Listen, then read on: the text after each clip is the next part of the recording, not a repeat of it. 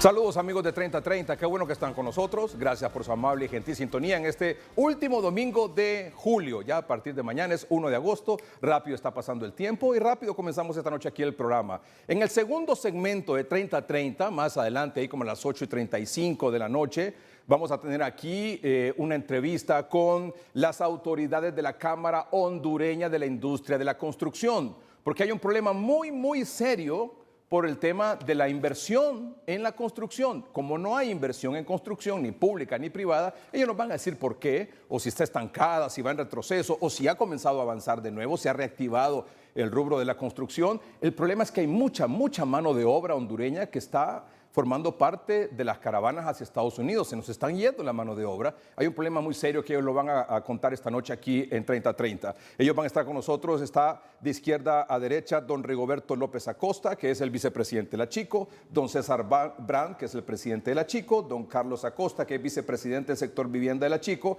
y en unos minutos también se va a incorporar don Silvio Larios, que es el director ejecutivo de la Cámara Hondureña de la Industria de la Construcción. Gracias, señores, por estar con nosotros aquí y más adelante vamos a escucharlos. Y en el primer segmento está con nosotros, le agradezco profundamente que haya aceptado conversar con 3030 y a través de 3030 con ustedes, amables televidentes, al expresidente de la República, don Porfirio Lobo Sosa. Presidente, buenas noches. Buenas noches, Ricardo. Un placer saludarle, le felicito siempre por su programa.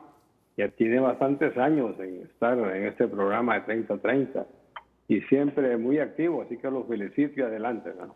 Muchas gracias, presidente. En efecto, son 26 años ya en 3030 todos los domingos, desde 1996. Muchas gracias, presidente. En unos minutos conversamos con usted. Solo quiero dar dos noticias antes de comenzar la entrevista con el presidente Lobo. No se la pierdan, por favor. El presidente Lobo, estoy seguro, tiene muchas cosas que decir sobre distintos temas.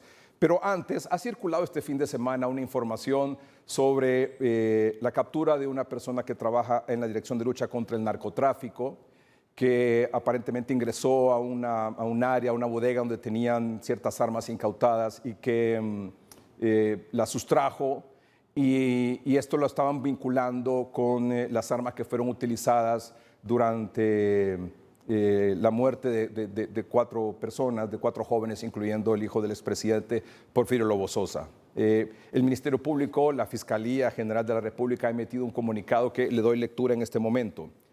El Ministerio Público hace el conocimiento del siguiente comunicado en relación a información falsa e inexacta dada a conocer al pueblo hondureño.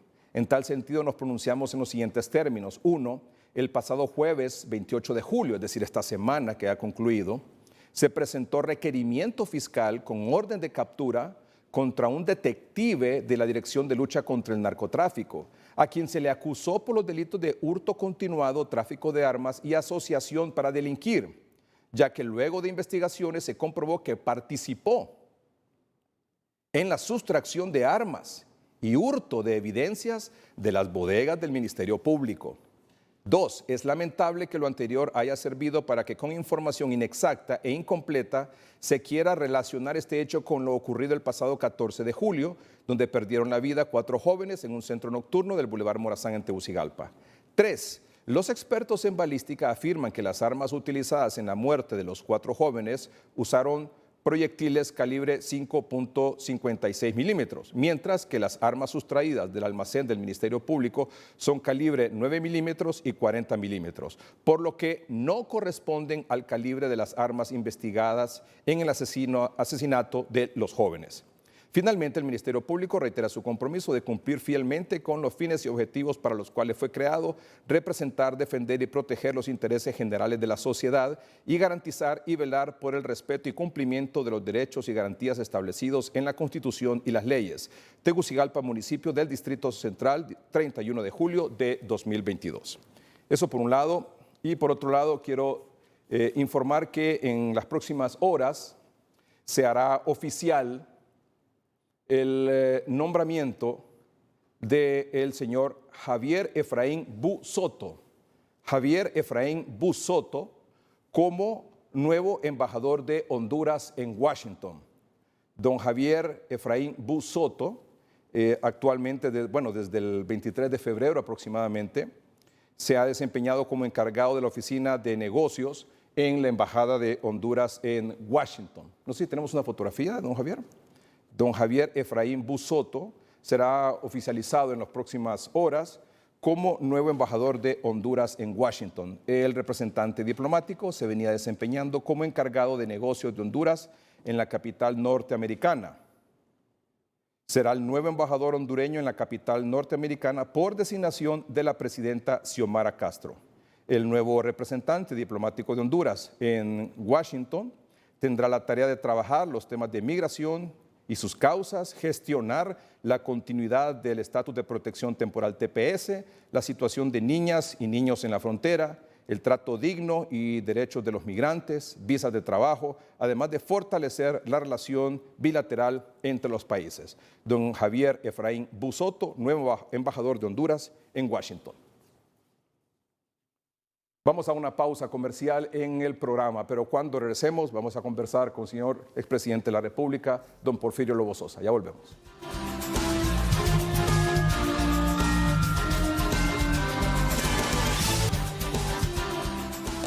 De nuevo, presidente, muchas gracias por estar con nosotros esta noche aquí en 3030. Presidente, ¿cómo se siente? Bien, Edgardo. Es decir, trabajando todos los días y bueno, siempre en el rubro de la producción agrícola. Estamos trabajando. Así que en lo demás, pues los problemas que hemos tenido en la familia, muy dolorosos. Es un trago muy amargo, perder un hijo, sobre todo en situaciones inesperadas. Pero aquí estamos. Aquí estamos siempre. ¿Cómo está de salud? Estoy bien, Edgardo. Yo siempre mantengo mis rutinas de ejercicios 5 días a la semana y es algo que hago permanentemente y me ayuda mucho, tanto en lo físico como en lo mental. Así que aquí estamos. Lo vi con alguna dificultad para caminar, presidente, durante el suceso que ocurrió con su hijo. ¿Pasó algo en particular? Fíjese que yo tuve COVID y prácticamente quedé en silla de ruedas, no podía caminar. Y me afectó bastante las extremidades inferiores, sobre todo pues, el tema de las rodillas, que también la edad afecta. Pero aparte de que tenemos alguna dificultad en el sentido ese, creo que el impacto de lo de Said también me afectó más todavía. Pero estamos bien, estamos practicando, haciendo lo normal y bueno, esperamos siempre superar esas dificultades temporales. Me decía que está dedicado siempre al tema de la producción agrícola, que ha sido su vida desde antes de participar en política, incluso lo está haciendo ahora mismo. Mucho antes, sí, siempre seguimos lo mismo. Sabe que los que producimos en el campo no tenemos retiro, o sea, es una actividad de toda la vida. Y vale más porque debe ser muy aburrido estar, como dicen, desocupado, ¿no? Estar solo descansando. Y aparte de eso también siempre en la participación política uno siempre da una opinión aquí, una opinión allá y con todo el ánimo de seguir luchando por Honduras en todo lo que yo pueda, porque le debo mucho a mi pueblo. Al pueblo hondureño yo tengo una enorme deuda. Me dieron el más alto honor que un hondureño puede tener, que es ser su presidente. ¿Actualmente tiene alguna participación política? Tal vez no pública, evidentemente, pero sí de manera más privada. Sí, siempre estoy ahí, me reúno con los amigos de siempre y de nuevos amigos, amigas, qué sé yo, y hablamos y piden opinión y uno da la opinión sobre diferentes temas y sobre todo sobre lo que nos viene en el futuro, como las luchas que tenemos que enfrentar. Se ha reunido con dirigentes, me imagino, de su partido. ¿Y qué consejo, qué consejo les ha dado en términos generales, presidente? Bueno, siempre mantenemos la posición, ¿verdad?, de que hay que mirar hacia adelante. Que si hubo problemas en el pasado, pues hay que dejarlos allá, hay que seguir adelante porque hay un compromiso enorme con el pueblo hondureño y que también hay que ir avanzando mucho en lo que es la renovación partidaria, por ejemplo, ¿verdad? Y me refiero lógicamente al Partido Nacional de Honduras, ¿verdad? Hay quienes han manifestado que después de lo que ha pasado recientemente con el Partido Nacional, creen que es muy, pero muy difícil que el Partido Nacional pueda retomar la senda del triunfo de unas elecciones generales en 3 años o en 4 años o hasta en 8 o hasta en 12 años. ¿Cómo lo ve usted? Bueno, tiene una responsabilidad muy grande la actual dirigencia partidaria. En la medida que aceleren los procesos de inclusión, de diálogo, de participación, lógicamente tiene que surgir un hombre o una mujer que sea la que dirija al partido hacia una nueva lucha electoral en el 2023, ¿verdad? ¿Cuándo es el 20? No, es el 24. Vamos a ver. Para las próximas elecciones. Las próximas elecciones. Sería el 22 al 26, sería el 26, 2026. O sea, ¿cree usted que eso depende de? Depende mucho, en primer lugar, de la forma como el partido se conduzca, que se identifique claramente con sus principios, que son los principios que tienen que ver con que lo más importante para la sociedad y el Estado es la persona humana. Son los principios social cristianos que lamentablemente fueron abandonados en los últimos años. Y eso se enfoca mucho porque no puede haber una política, no puede haber política sin principios. Era algo que siempre decía el gran Gandhi, ¿verdad? No puede haber política sin principios. Es uno de los grandes pecados sociales. Sí. Usted decía que debe haber cambio, que debe haber inclusión, es decir, sí, las actuales autoridades del Comité Central del Partido Nacional deben dar paso a nuevas autoridades, a nueva dirigencia, a un nuevo liderazgo. Pues mire, yo creo que el mismo presidente del Comité Central, don David, y el caso del jefe de bancada, que es don Tomás Zambrano, son líderes jóvenes. Ellos tienen que ver hacia adelante, tienen una responsabilidad enorme en sus espaldas y lógicamente hay que ver nuevas caras. No podemos consumirnos en una lucha interna, más que todo hay que impulsar lo que es la consolidación partidaria. Porque actualmente creo que no existe. Yo no veo reuniones del Comité Central. Y si son secretas, pues no son políticas, porque en política lo que no se refleja, lo que no se mira, lo que no se hace público, no tiene ningún sentido. La política es una actividad pública, ¿no? ¿Ve a alguien con algún perfil para ser precandidato o precandidata del Partido Nacional en las próximas elecciones? Mire, es temprano todavía, porque recuerda que este gobierno apenas tiene, creo que están en sus 7º mes ahorita ya, ¿verdad? Las elecciones primarias o internas son hasta el último año, hasta el 2025. Entonces quiere decir de que en la medida en que podamos nosotros ir consolidando liderazgos, van a surgir nuevos líderes. De hecho, hay varios líderes que andan aspirando ya y lo han expresado. Y he hablado con algunos de ellos y veo yo que el partido tiene en realidad bastantes líderes nuevos, jóvenes. Porque en política, Edgardo, somos como los artistas. Todos tenemos un momento, un tiempo en el cual tenemos vigencia, ¿no? Creo que más bien los que tienen más vigencia son los periodistas, así como el caso suyo, de otros amigos, que están por años ahí y son líderes destacados en primera línea de la actividad periodística. En política no, ¿verdad? Pero siempre está uno permanentemente al servicio de Honduras, de su partido, porque los partidos políticos son los pilares de la democracia, eso no podemos negarlo. Sí. ¿Don Tito Afura ya le pasó su momento? No creo, lo que pasa es que aparentemente no le veo a él ningún interés en participar, no le veo el interés, es decir, las elecciones fueron en el mes de noviembre, entonces tenemos diciembre más 7 meses, ya tenemos ya 8 meses prácticamente de las elecciones para acá y está ausente, totalmente ausente. Y recuerde que el partido después que pierde hay que levantar esa bandera rápidamente para que no caiga lo que es el entusiasmo y además la obligación de conducir, porque es indiscutible que él tuvo un buen volumen electoral, 1.200.000 votos más o menos, Y eso significa que la responsabilidad de él, su compromiso con el partido, con Honduras, es enorme. Pero él está ausente, así que asumo que es que no quiere participar. He visto, bueno, y todos hemos visto al diputado que es el jefe de la bancada del Partido Nacional en el Congreso, usted lo mencionó, don Tomás Zambrano, como más activo en esta cuestión. ¿Le ve perfil Sí, presidencial?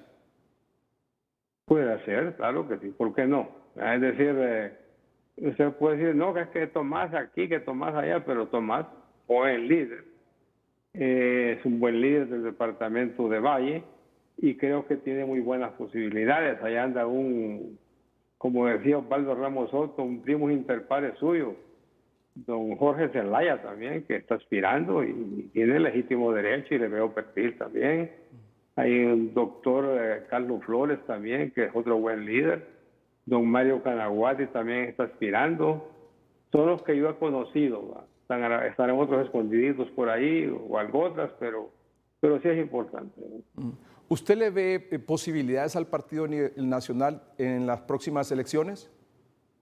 Pues mire, depende mucho de cómo este gobierno logre satisfacer al pueblo hondureño. Recuerde que nosotros hablamos de liderazgos aquí, liderazgos allá, pero al final el que manda, el que decide es el pueblo hondureño. Los políticos nos debemos al pueblo. Por eso tiene uno yo al menos ese profundo y eterno agradecimiento con el pueblo hondureño. Porque donde uno llega se lo debe al pueblo. El pueblo decide. Y el que no cree que el pueblo decide está equivocado. Es más, Ricardo, hay un error que se comete muy frecuente en política, que creen que la gente no entienda las cosas, que se deja engañar. Olvídese. Entonces el pueblo vive su realidad y el pueblo sabrá si en las próximas elecciones debe votar por continuar con lo mismo o por hacer un cambio. Y ahí debe estar presente el Partido Nacional. Usted, siendo presidente de la República, apoyó al entonces candidato del Partido Nacional, Juan Orlando Hernández. ¿Se arrepiente de haberlo apoyado? Mire, recuerde usted que uno a la vida le da oportunidades.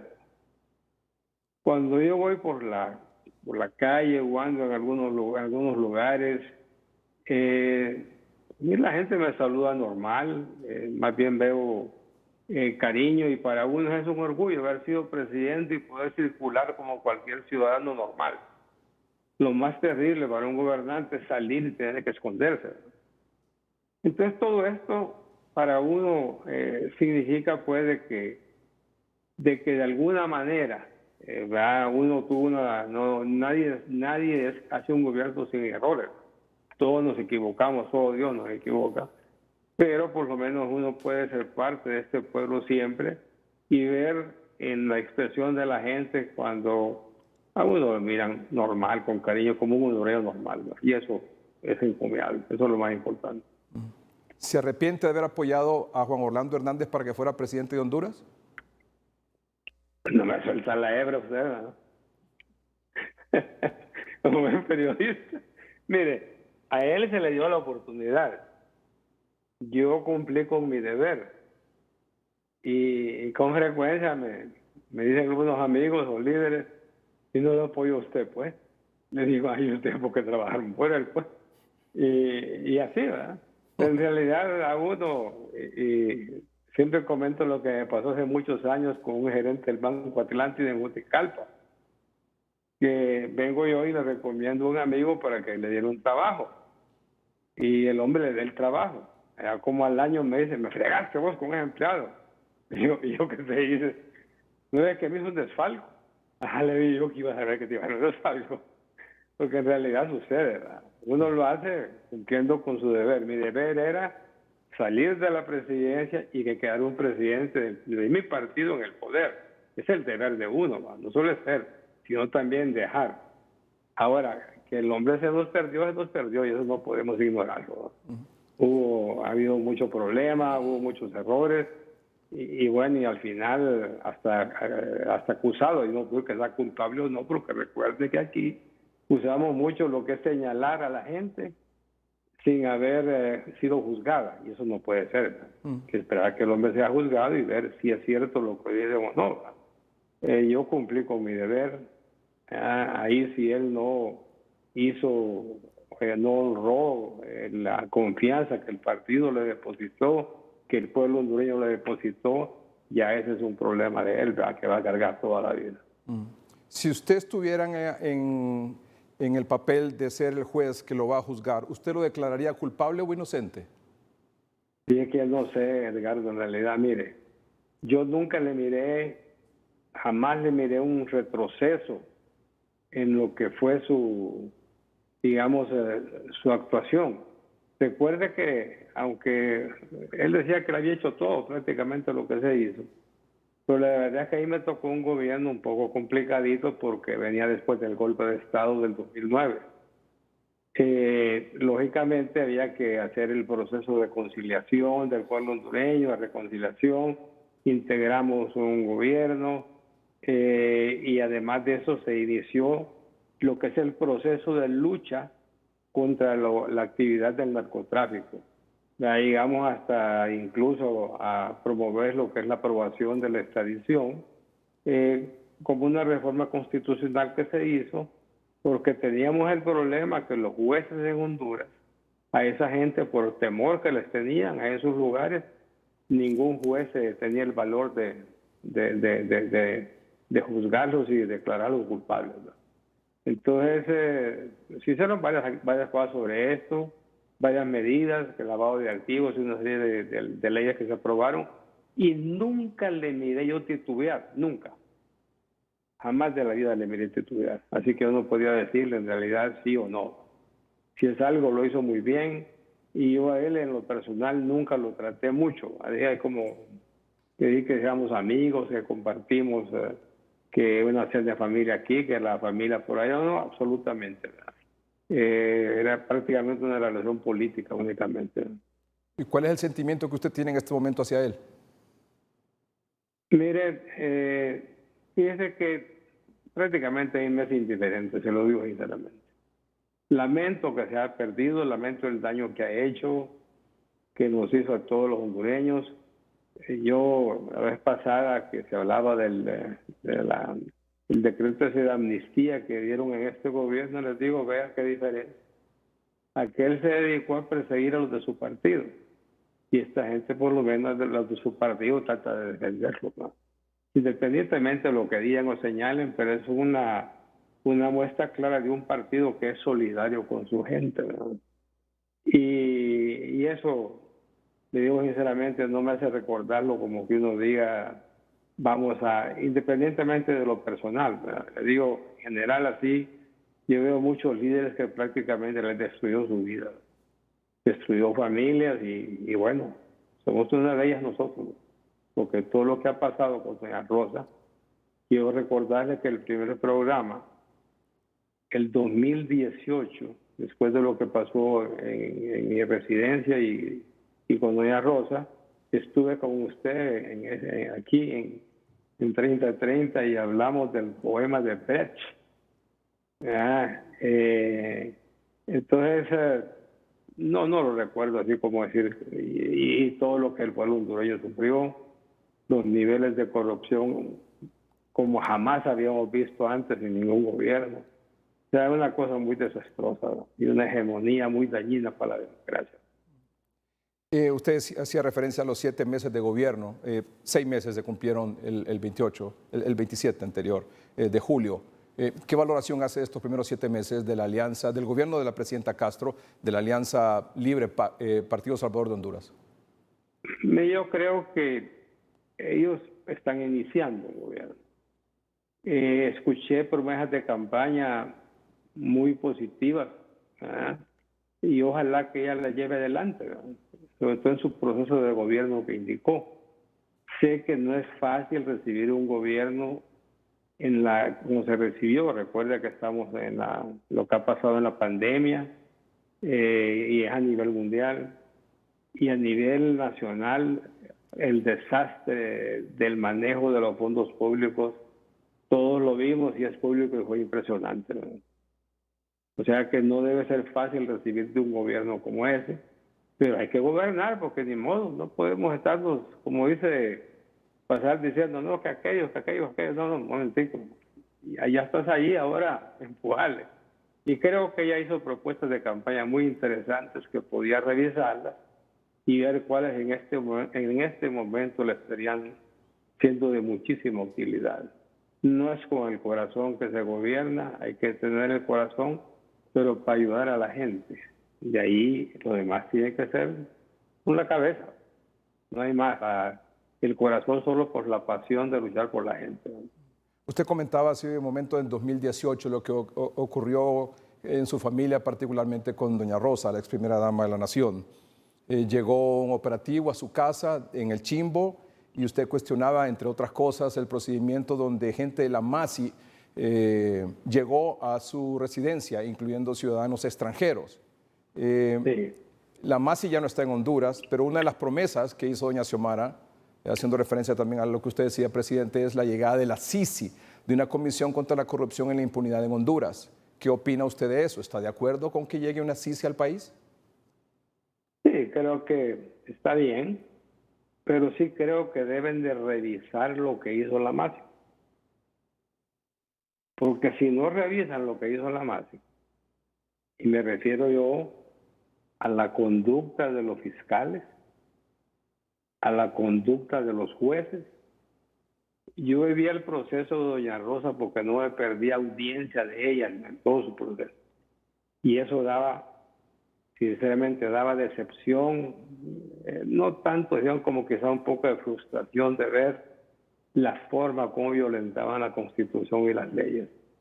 Eso tiene lo que hicieron en mi casa, el allanamiento, que duró 3 noches y 4 días, ininterrumpidamente. Y eso es inconstitucional. Y ningún juez autorizó que se extendiese absolutamente. Y el juez ejecutor no tiene la capacidad legal para poder extender un periodo. Entonces, y todo fue una serie de violaciones. Y si usted revisara todos los casos de la MASI, mire, son ilegales. Hay una gran cantidad de ilegales. Imagínese a don Jorge Rivera Vilés, expresidente de la Corte, por 500,000 lempiras de viáticos que son liquidables y que que tienen que pagar. Si no lo devuelve el dinero, pues le subastarán un bien o qué sé yo. Le pusieron 1.500 años de cárcel. Es ridículo, ya está fuera el hombre. Creo que la única persona que queda en prisión es doña Rosa, porque como tenía una fijación con ella, aquel que está allá, y sus amigos aquí, ¿verdad?, que le negaron todos sus derechos. De hecho, ella está allá sufriendo por la pérdida de su hijo, muy quebrantada su salud, y está ilegalmente detenida porque ya cumplió la prisión preventiva y aún no ha sido sentenciada. Y para que la sentencia esté firme, tiene que esperarse que tome el recurso de casación, se tome la decisión para que quede firme a la sentencia. Y en ese caso podría ser que ella debería volver al lugar donde está o ir a su casa, pero en este caso la mandaron allí ilegalmente. Coincidentemente fue el día después de que el señor estuvo sentado en la silla del presidente de la Corte, como que aún era el presidente de la República, ¿no? En una entrevista que estuvo en la mañana el 16, creo que fue, y el 17 le tocó a doña Rosa el juicio. Entonces, queda uno con ese sinsabor, sinceramente le digo, de que si esos traen una CICIG y no revisan lo que pasó con la MASI, hay, Edgardo, hasta tribunales inconstitucionales. Mire, eso hay que revisarlo. Pero yo entiendo, vea, que hay mucha gente que está en este gobierno que estaban en la MASI. Yo en una ocasión me comuniqué con el ministro de Transparencia, creo que se llama, el señor Edmundo Orellana, y que va a querer revisar nada, si era parte de la MASI. Tiene al fiscal Luis Santos, ¿verdad?, que era parte de la MASI, y yo a veces, no sé, pero con esos escándalos de la lista Engel. ¿Usted sabe quiénes son los que le inventan eso de la lista Engel? Es el Departamento de Estado el que publica la lista. Sí, pero ¿se ¿Sabe cómo se alimenta? Porque no la basan en ningún que vienen aquí a los tribunales a ver qué es lo que hay o no hay. Eso no es cierto.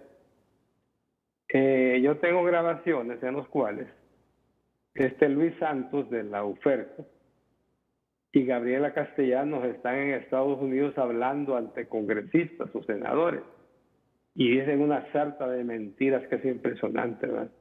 Como diciendo, te vengo a contar lo que vos querés que te oiga. Y si no, vea una cosa, que los que aparezcan en ese listado son generalmente los casos en que tuvo que ver la masa. Ahí estoy yo también en esa lista, como estrella. Y nunca he tenido un requerimiento fiscal. ¿Verdad? Entonces, no entiendo cómo lo pueden señalar como culpable sin haber sido juzgado. Es porque ellos van allá. ¿Verdad? Tanto doña Gabriela como don Luis Santos van allá y hablan. Ahí tienen alta credibilidad, igual que un señor que está por ahí también en una organización que se llama ASJ, que es Carlos Hernández. Ahí los tiene usted, que son los que van a dar los nombres allá de las personas y son los que después salen publicados. Se lo digo porque yo tengo grabaciones sobre eso, que fueron publicadas por el medio que tiene el presidente del Congreso, que asumo que ya no lo tiene porque es el presidente, ¿verdad?, del Congreso. No sé si se llama La Pauta o algo así, ¿verdad? No sé cómo se llama el medio de él. Pero publicados ahí en un medio que es de él, ¿verdad? Ahí lo pude yo ver los videos y bueno, ahí tiene usted lo que es la Talia Stengel. Nada que se diga de que es algo que es revisado bien, estudiado bien, analizado bien. No, eso no existe, ¿verdad? Es así. Yo en esta ocasión, cuando salió el señor Blinken, me presenté a la fiscalía, mi personal a la fiscalía, denunciándolo a él por calumnia. En el anterior, cuando Guimaraes, que es de la Másica aquí, metió un requerimiento fiscal a un montón de gente. A mí no me metió requerimiento, pero fui el mencionado estrella en la conferencia de prensa, ¿verdad? Porque son acusaciones de gastos ridículas. Que allí me pagaron los narcotraficantes $500,000 cuando estaba en la presidencia y que para darles contratos. Uno, es falso. Y dos, el presidente de la República no da contratos. Y el ministro, iba a tener de la Cámara usted para dar contratos, tiene que ir a hacer a compañías previamente calificadas para dar contratos, de los cuales AID es parte de la comisión que integra, es parte de la comisión que se integra para ese fin. Entonces, cosas ridículas, ¿no? Y hay muchos casos así que usted oye que dicen que no dan los verdaderos nombres, como decimos. ¿Usted espera que en esta semana o en los próximos días le cambien las medidas de prisión preventiva por arresto domiciliario a doña Rosa?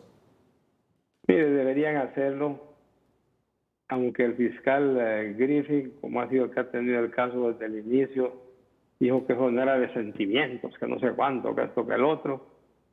Mire, Edgardo, yo lo dije en una ocasión y lo repito hoy públicamente. Yo voy a dedicarme a luchar, a hacer la guerra por una cosa bien así. Y es el tema de las mujeres que están guardando prisión. Si usted se va a PDFAS, que vea usted lo que son las cifras. Cuando yo salgo de la presidencia, había 280 privadas de libertad en Cefas en ese tiempo. Ahora tiene usted 1,000 mujeres. O sea que en los 8 años de Juan Orlando se incrementó a 1,000, de repente más, el número de mujeres que guardan prisión. Y es increíble el número de casos que están ahí por extorsión o que están ahí por lavado de activos.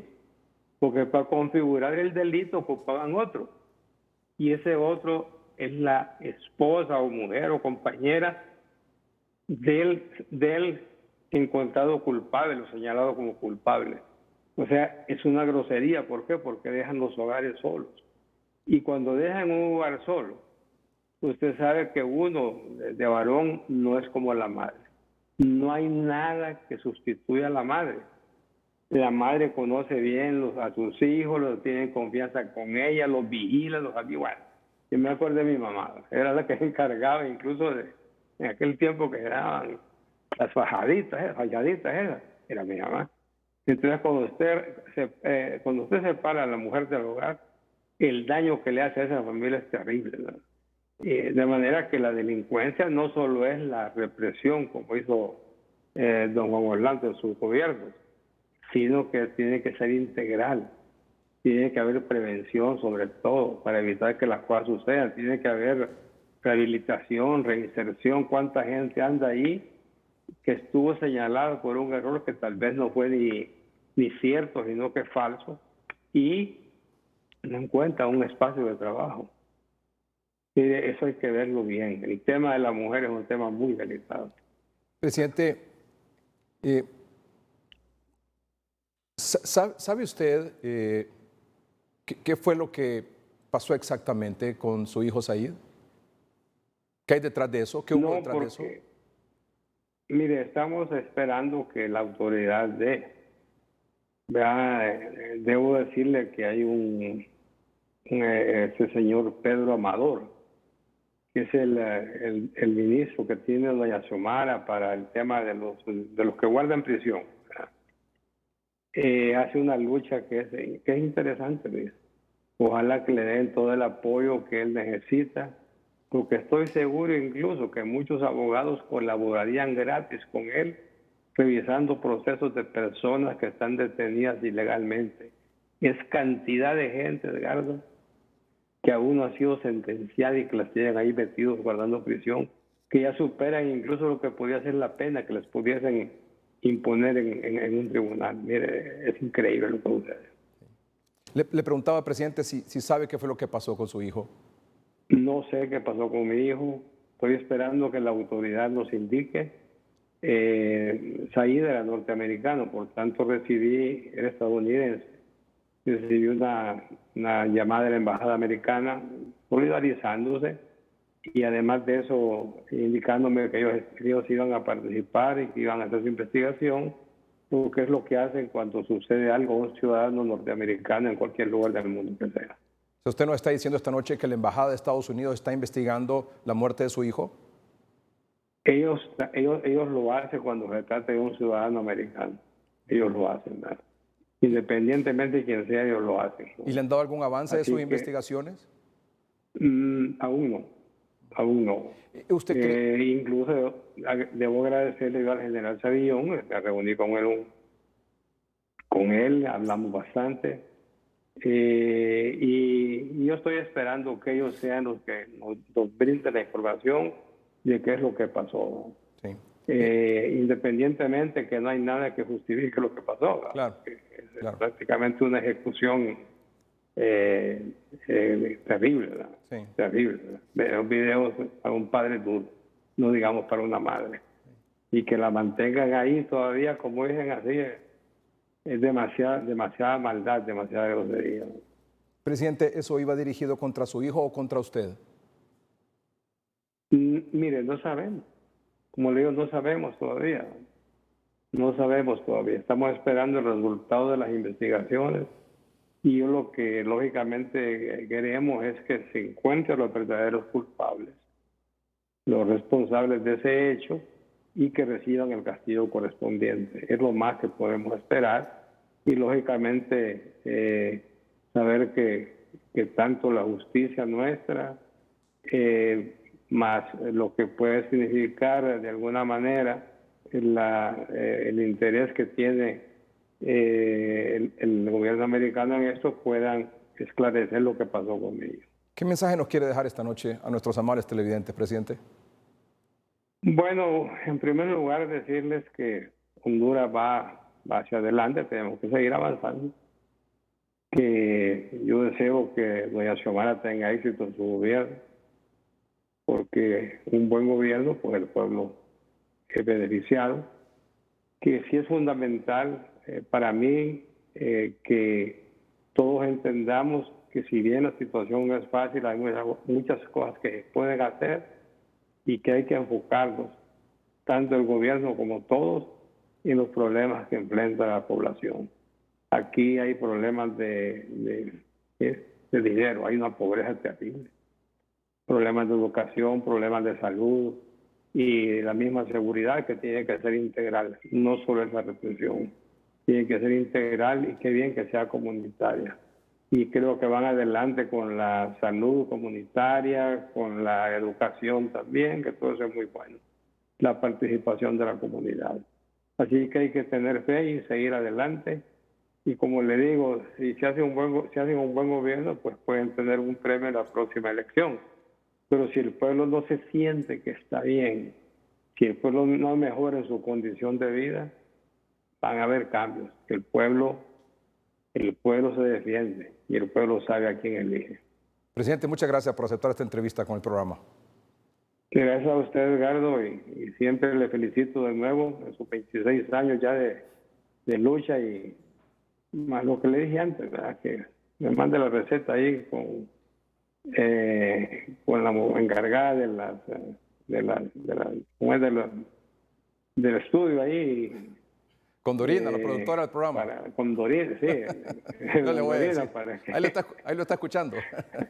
Bueno, presidente, muchas gracias. Ahí, Edgardo, los de la construcción, ahí lo seguimos viendo. Gracias, muy amable. Gracias. Ya volvemos.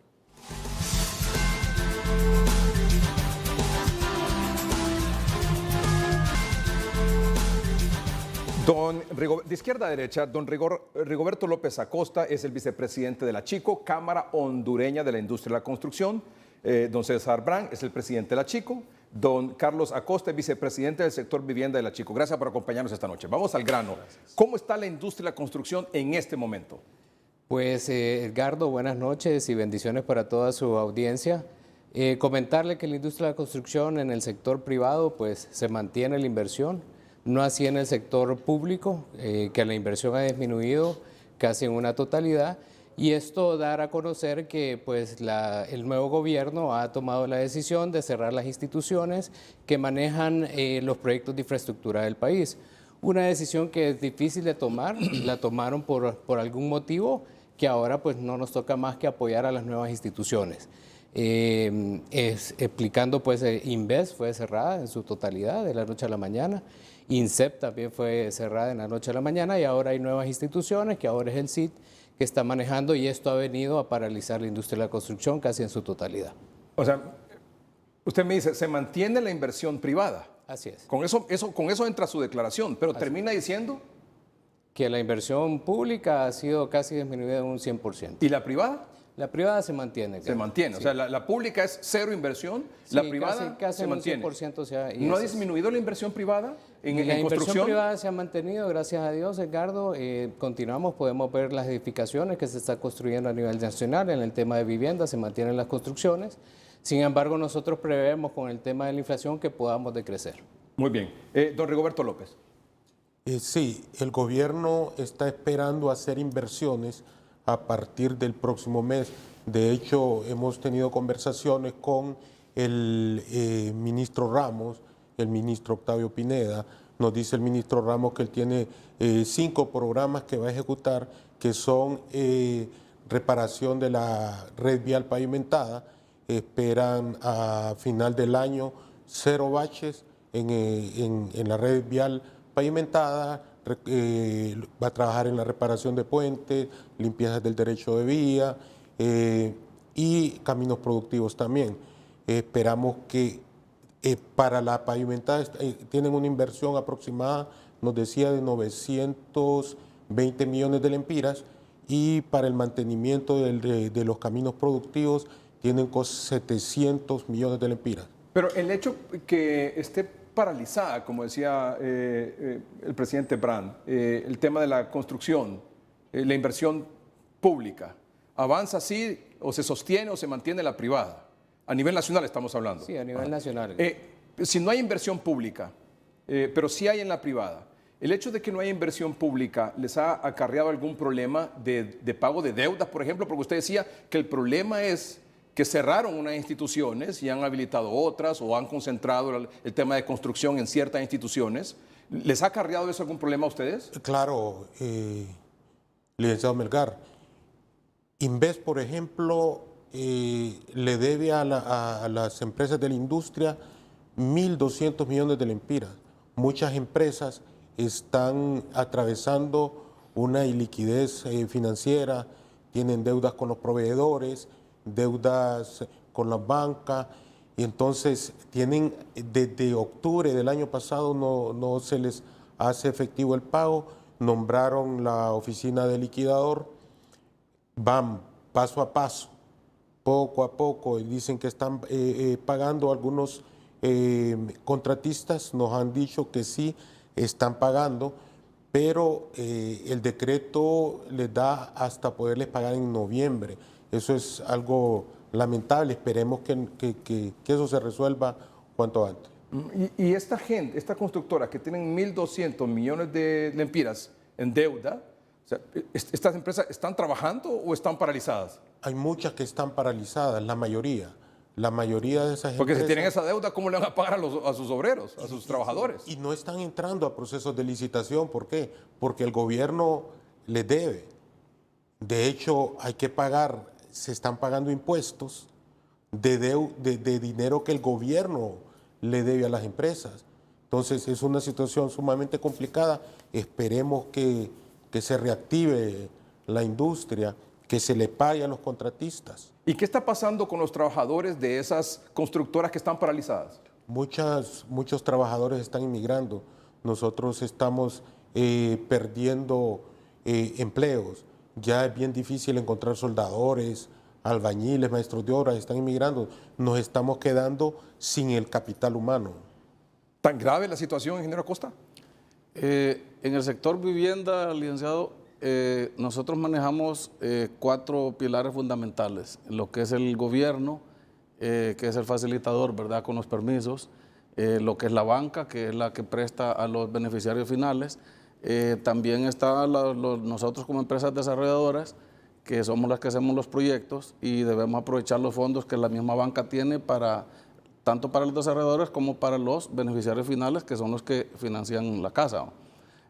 También tenemos a partir del 3 de junio un programa que las casas de interés social hasta 910,000 lempiras tienen una tasa del 4% a 20 años plazo, y las casas de clase media hasta 2.9 millones de lempiras con una tasa del 7%, y también está la vivienda donada, que es la que maneja el gobierno para los sectores en riesgo por los deslizamientos, en los bordes de los ríos y todo eso. Pero a partir del junio que tenemos estas nuevas tasas, aún así siempre tenemos un déficit alrededor de 1.3 millones de unidades habitacionales. La CEPAL tiene un estudio de que en el 2003 teníamos un déficit de 730,000 unidades. De este déficit de 1.3 millones, licenciado, 600 son de unidades nuevas y unos 700 más o menos son de reordenamiento, ampliación, remodelación de vivienda. Pero en este momento, ¿se están construyendo proyectos habitacionales? En este momento, ¿Sí? Los proyectos que estaban en ejecución siguen en ejecución. ¿Qué es lo que tenemos que hacer nosotros como desarrolladores ahorita? Aprovechar que Banprovi colocó esas tasas bajas, plazos largos, entonces la cuota le queda más baja y más gente entra que pueda poder comprar la casa. Entonces nosotros como desarrolladores debemos aprovechar este financiamiento que tenemos, porque también la banca tiene fondos para los desarrolladores para implementar proyectos nuevos y no estar confiados a solo los proyectos que ya existen. ¿Y hay proyectos nuevos? Se están empezando a generar a partir de ahora, ya con estas nuevas condiciones que están dando el gobierno con estas tasas y estos plazos. O sea, para una persona que quiere adquirir su casa en uno de estos proyectos habitacionales, ¿es una buena opción en este momento? ¿Hay alternativa para estas personas? Hay varios proyectos que tienen casas actualmente, o sea que la vivienda no ha parado. Había una preocupación en los desarrolladores porque el gobierno no arrancaba, pero ahorita que ya están, la gente de Cedesol y el FIS están trabajando ya en lo que es el programa de vivienda. Vivienda social. Vivienda social. Y ellos también están más inclinados a lo que es la vivienda donada para la gente de extrema pobreza. Sí. Entonces, pero también están creando las bases para todo lo que es la vivienda. ¿Y esos proyectos son a nivel nacional o en ciertas áreas, ingeniero? Los proyectos están a nivel nacional. Hay opciones a nivel nacional. Ahorita la persona lo que tiene que hacer es buscar la zona donde quiere, los montos, el tipo de casa. O sea, hay varias opciones.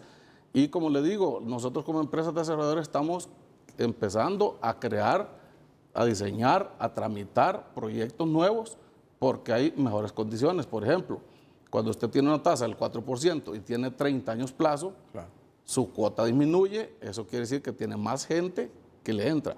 ¿Qué es lo que queremos nosotros? Y le pedimos a la banca que disminuyan o flexibilicen los requisitos para que la gente pueda entrar. ¿Es un obstáculo en este momento los requisitos que están pidiendo para que la gente resulte favorecida con esto que usted plantea? Es bastante restrictivo porque de 10 expedientes que se llevan a la banca, 2 son aprobados por distintos problemas. Puede ser que algunos no llevan los requisitos completos. Hay demasiados... ¿Cómo hacemos para que esas condiciones favorables que usted plantea para viviendas donadas, para viviendas sociales y viviendas también, me dijo, de clase media, ¿cómo hacer para que ese clima favorable realmente se traduzca en beneficio a la gente? Tenemos que trabajar sincronizadamente, como le decía en un principio, el gobierno creando una ventanilla única para que los proyectos, los permisos salgan más rápido, sean más expeditos. ¿A qué me refiero con una ventanilla única? Es cuando usted tiene en una oficina todos los entes que se dedican a tomar decisiones para que un permiso de un proyecto salga más rápido. Por ejemplo, sí, la gente de mi ambiente, porque el permiso ambiental tarda. La gente de la alcaldía, la gente de la ENE, la gente del SANA, estando todos con poder de decisión, entonces los permisos salen más rápido. ¿Qué quiere decir esto? Que van a haber más proyectos habitacionales porque hay buenas condiciones en cuanto a financiamientos y a las reducciones de las letras mensuales por la baja de la tasa y el incremento de plazo. ¿Usted diría que eso de la ventanilla única es lo que hace falta, es el eslabón pendiente? Es un punto sumamente importante, sumamente necesario para agilizar todos los trámites, para que se creen nuevos proyectos y, como le digo, no estar esperanzados solo los proyectos que ya existen. Sí. Y además lo que usted planteaba, que ¿es posible que la banca disminuya los requisitos para que la población pueda acceder a estas condiciones? Es posible. ¿Y tener su vivienda? Es posible y también se debería ver que la Comisión Nacional de Banca y Seguros ayude también para que los bancos puedan flexibilizar, porque alguna gente por estar en la central de riesgos no califica, otros, como le digo, llevan los expedientes incompletos. Entonces hay una serie de problemas ahí que hay que irlos resolviendo. Esos dos puntos, diría usted, que son lo que hace falta para que esto camine como todos queremos que camine. Serían los más importantes, correcto. Porque los desarrolladores, como le digo, hay bastantes empresas que están desarrollando proyectos y bastantes empresas también que queremos desarrollar proyectos y están las condiciones en cuanto al financiamiento y en cuanto a las tasas. Usted ya le dio un mensaje al gobierno, ventanilla única, y a los bancos disminuir los requisitos, correcto, flexibilizar los requisitos. Correcto. A la población, ¿qué le diría a usted? Que quiere acceder a tener su propia casa. La población tiene que tener su empleo para poder pagar una cuota, en el caso de las viviendas de interés social. Porque la de pobreza extrema, ese tema, acuérdese que lo maneja el gobierno con las viviendas donadas, que son viviendas más pequeñas, pero también el gobierno hace su parte en esa parte de las casas donadas. ¿Y esa vivienda social, más o menos, qué cuota puede salir? Mire, una vivienda social de 900,000 lempiras anda por 4,000 lempiras ya con esta nueva tasa y con un 5% de prima. Edgardo, yo agregaría ahí todas aquellas personas que reciben remesas, que no le inviertan en unos televisores o en celulares. Buen punto ese, ingeniero Brandt. Inviertan en la compra dígaselo, de una por favor, casa. dígaselo. Precisamente, sí, que inviertan en una casa, eso crea patrimonio para su familia, es un legado que le va a dejar a sus hijos. Por alusión, de las remesas, el 96.9% de las remesas van a consumo.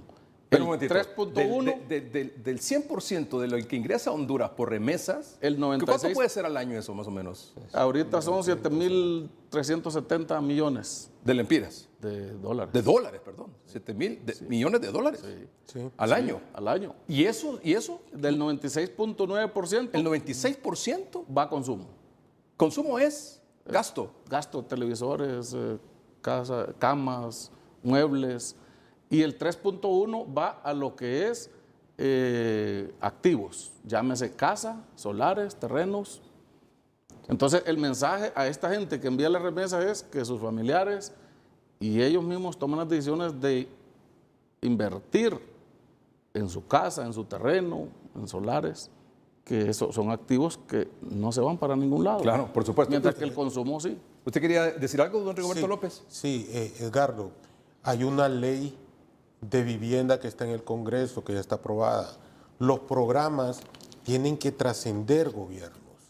El gobierno tiene que ser facilitador. A esa ley le hace falta aprobar el reglamento, trabajar el reglamento. O si la quieren revisar nuevamente, que se revise. Pero necesitamos que se cree una Secretaría de Estado, que haya un Ministerio de Vivienda para que atienda todo. No podemos estar toda la vida trabajando con programas y programas. Necesitamos un ministerio, una Secretaría de Estado de Vivienda.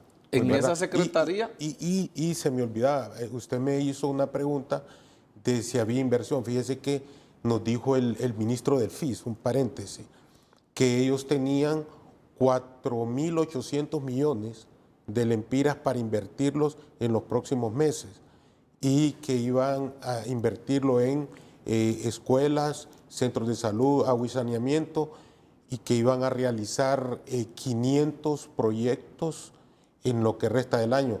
Nosotros le tomamos la palabra a los dos ministros, Claro, para que hagan esa inversión, para que se reactive la economía y que haya dinero en efectivo para todos, porque si hacen esa inversión sería fabuloso.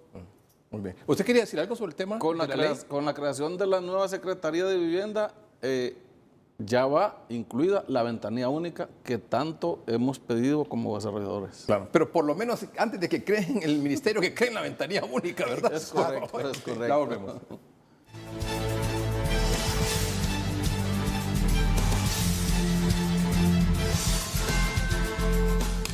Nos acompaña también el ingeniero Silvio Larios, el director ejecutivo de la Cámara Hondureña de la Industria de la Construcción. Gracias, ingeniero, por acompañarnos. Solo hacer un poco de referencia a lo que dijo el Departamento de Estado de Estados Unidos esta semana con respecto al clima de inversión 2022 en Honduras. Por ejemplo, ¿qué dijo con respecto a lo bueno que se está haciendo actualmente? Bueno, iniciativas para reducir la corrupción, mejorar la educación, salud pública y crear empleos. Eso en cuanto a lo bueno que está haciendo el actual gobierno. El compromiso para abordar causas de la migración, una ley que ya fue aprobada para facilitar el desarrollo de las micro, pequeñas y medianas empresas y un sistema de gobierno basado en resultados y esfuerzos en la lucha contra la corrupción. A manera de resumen de los planteamientos que considera el Departamento de Estado son positivos en el actual gobierno. Lo malo o lo negativo que planteó el Departamento de Estado: corrupción, crimen, infraestructura deficiente y Estado de Derecho débil o inexistente.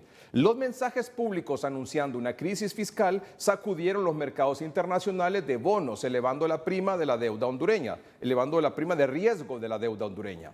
Ley de energía que amenaza a generadores de energía. Eliminación de la sede, empleo por hora, la opción del empleo por hora, la ocupación ilegal de tierras también privadas, es decir, las invasiones y las constantes huelgas. Su opinión, ingeniero Larios.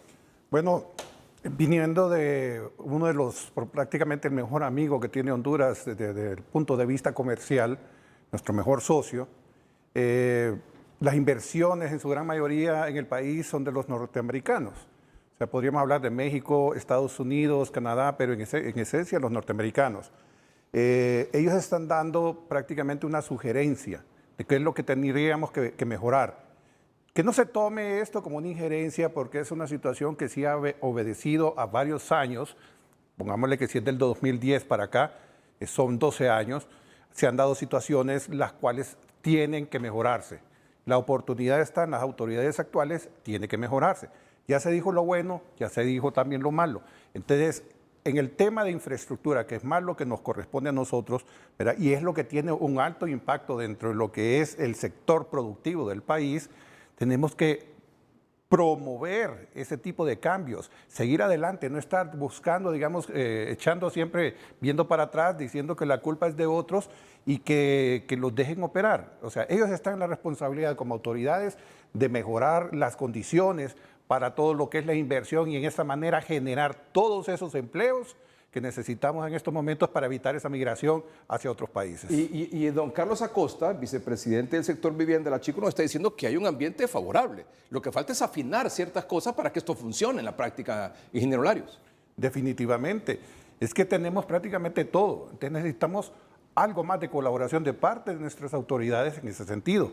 O sea, tenemos que generar esas condiciones, generar la confianza, porque de no hacerlo así, pues vamos a mantener todo ese recurso tan importante corriendo hacia otros países. Me dice, por ejemplo, aquí un constructor, me dice, la ventana única no funciona porque las alcaldías son independientes y tienen su plan de arbitrios. Un permiso en San Pedro Sula dura más de un año. La banca tampoco le interesa porque muchos compradores no dan prima y a eso los bancos no les gusta. Un pago de una casa de unos 910,000 lempiras vienen saliendo como 5,500 lempiras ya incluyendo el seguro. Sí, correcto. La ventanilla única, como le mencionaba Carlos Acosta, no es que es única para nivel nacional, sino que es única en cada alcaldía, donde estén todos unificados y que puedan tengan eso poder debería de ser decisión. Eso debería ser un sí o un sí en cada institución, en cada alcaldía. Imagínense que un permiso, dice ese desarrollador, que toma más de un año. Nosotros hemos hecho estudios y son 3 años. En promedio casi 3 años. ¿Eso ha sido así en los últimos cuántos años? Eso ha sido por mucho tiempo. Por muchos años. O sea, que este es un momento, o sea, para aprovechar las condiciones que el ingeniero Acosta nos está diciendo que existen. De acuerdo. Para agilizar eso, para cicatear el sistema el rubro de la construcción. Sería oportuno aprovechar que en las ciudades más importantes, como Tegucigalpa y San Pedro Sula, empiece a funcionar esta ventanilla única, que es donde se generan más cantidad de proyectos por la cantidad de población que tenemos. Porque mientras estos proyectos no funcionen, o sea, no comiencen, se mantengan un poco la inversión privada, no así la pública que ha desaparecido, nos decía el ingeniero Brand, y muchas de estas constructoras a las que les deben están paralizadas y no están licitando proyectos porque tienen deuda con sus trabajadores. La mano de obra se le está yendo para Estados Unidos, ingeniero Larios. Es correcto. Mire, si usted no tiene, digamos, poca inversión, si lo estamos viendo desde el punto de vista de recursos humanos, poca inversión, entonces son bajas oportunidades. Y bajas oportunidades se traduce a migración. Es precisamente ahí es donde nosotros tenemos que hacer lo propio a nivel nacional, estimular la inversión nacional, todos diferentes sectores productivos, en este caso lo de la vivienda, que tenemos prácticamente un terreno sumamente fértil para poder cultivar ahorita y cosechar grandes cosas después, como lo que ya se ha anunciado por parte de Banprovi. Esos programas son tremendamente interesantes, va a generar muchas cosas, pero si nosotros también no hacemos lo propio para mantener, para incrementar la inversión extranjera, porque lo poco que hemos tenido ahorita ha sido nada más como que reinversión de capital de las empresas que ya están en el país. Es interesante ver que desde el 2010 prácticamente hasta la fecha la inversión extranjera directa ha bajado casi en un 60-62%. Eso es alarmante. Y si hubiera la inversión, eso genera también esa reactivación económica y aparte es una confianza adicional que recibe en la población, en este caso pues nosotros los hondureños, para poder seguir estimulando este tipo de actividades. Ingeniero Brand, su mensaje en 30 segundos, por favor. ¿Qué quiere dejarle dicho a nuestros amables televidentes y al gobierno? Bueno, nuevamente que ahorita es el momento para invertir en una vivienda, ¿verdad? Si tenemos remesas, estas remesas pues inviértalas en una vivienda. Nosotros como sector construcción normalmente construimos 25,000 viviendas al año. Nosotros como sector construcción estamos comprometidos para poder dar un impulso importante al sector vivienda y es así que vamos a tener un foro este 4 de agosto que vamos a traer a Jonathan Malagón, que es ex ministro de Vivienda de Colombia, para que él nos cuente la experiencia que tuvieron en Colombia. 170,000 unidades al año construyeron ahí en vivienda en su periodo como ministro. Señores, muchas gracias. Ojalá que esto funcione. Muchas gracias y que el mensaje haya llegado. Gracias a ustedes por su atención. Buenas noches y que estén bien.